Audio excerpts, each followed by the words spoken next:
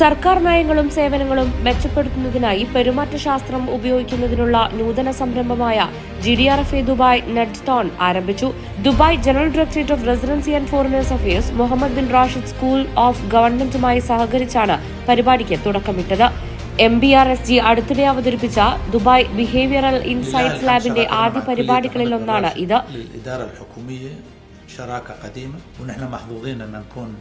من الدوائر الحكومية الأولى اللي تكون مشاركة في هذا المشروع. പെരുമാറ്റശാസ്ത്രം ഉപയോഗിച്ച് തീരുമാനമെടുക്കലിനെ പിന്തുണയ്ക്കുക, സർക്കാർ നയങ്ങൾ മെച്ചപ്പെടുത്തുക എന്നിവയാണ് പരിപാടിയുടെ പ്രധാന ലക്ഷ്യം.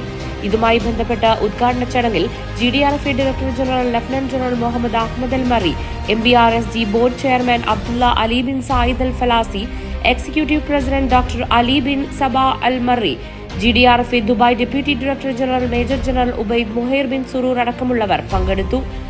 സർക്കാർ സ്ഥാപനങ്ങളും അറിവ് കേന്ദ്രങ്ങളും തമ്മിലുള്ള സമന്വയ മാതൃകയാണ് ഈ പങ്കാളിത്തമെന്ന് lieutenant general Mohammed Ahmed Al മറി ചൂണ്ടിക്കാട്ടി.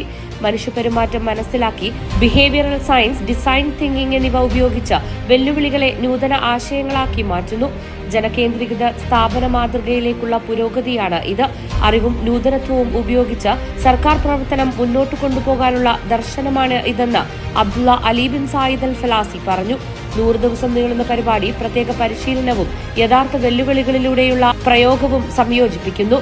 ഹൈബ്രിഡ് മോഡലിൽ ഇന്ററാക്റ്റീവ് വർക്ക്ഷോപ്പുകൾ നടക്കും. മൾട്ടി ഡിസിപ്ലിനറി ടീമുകൾ വസ്തുനിഷ്ഠിതമായ പരിഹാരങ്ങൾ രൂപകൽപ്പന ചെയ്യും. ആർട്ടിഫിഷ്യൽ ഇന്റലിജൻസ് പിന്തുണയോടെ behavioural science, design thinking, agile രീതികൾ സമന്വയിപ്പിക്കും. 50 ദിവസം നടപ്പാക്കലിനും അവസാന ദിവസം ഇമ്പാക്ട് വിലയിരുത്തിക്കൊണ്ട് പ്രായോഗിക പ്രൊജക്ടുകൾ അവതരിപ്പിച്ച് സർക്കാർ ഇക്കോസിസ്റ്റത്തിൽ ഇത് നടപ്പാക്കുമെന്നും അധികൃതർ വിശദീകരിച്ചു.